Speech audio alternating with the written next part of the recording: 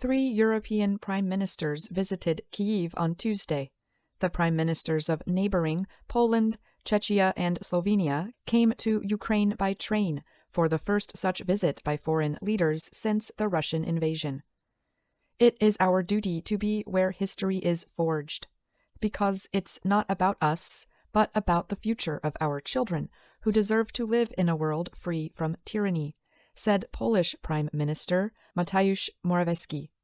Czech Prime Minister Petr Fiala and Janez Jansa of Slovenia joined him on the trip.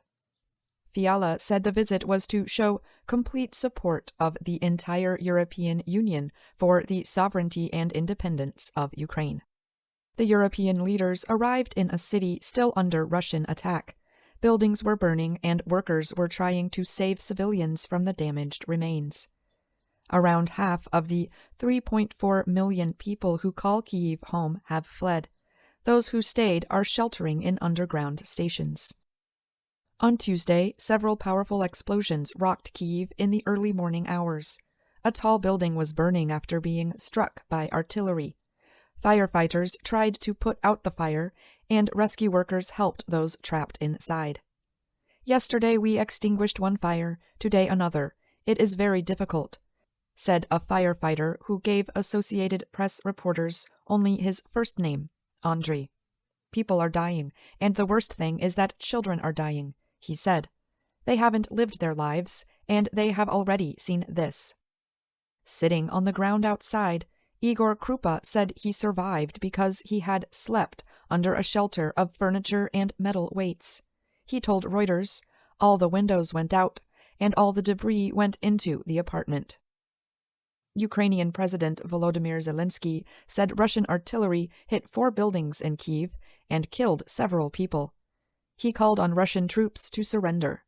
You will not take anything from Ukraine. You will take lives, he said. But why should you die? What for? I know that you want to survive. In Mariupol, Russian forces have surrounded the city of 430,000 people for weeks. Local officials estimate the weeks-long attack has killed more than 2,300 people there and left survivors without food, water, heat, and medicine. Mariupol city officials reported that 2,000 civilian cars were able to leave along a humanitarian pathway. The pathway runs for more than 260 kilometers west to the city of Zaporizhia. They said another 2,000 cars were waiting to leave.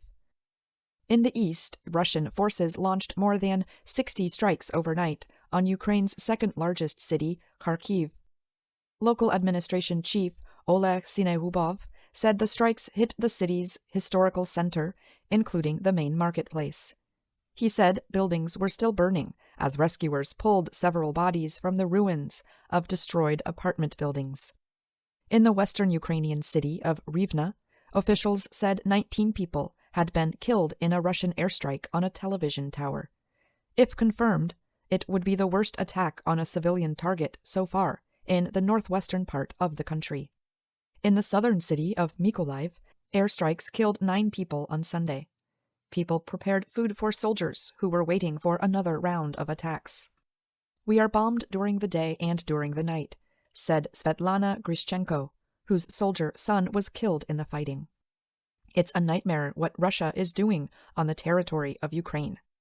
The United Nations says nearly 3 million people have fled Ukraine since the start of the war. The war has led to a complete ban on all independent media and free speech in Russia. But an employee of Russia's state TV Channel 1 entered a live news broadcast late on Monday and held up an anti-war sign. "Stop the war, no to war," she said. The broadcaster then cut to a different report. The independent group OVD Info said the woman, Marina Ovsyannikova, was quickly arrested. She is one of the nearly 15,000 people who have been arrested for protesting what the Russian government describes as a special military operation. I'm Ashley Thompson.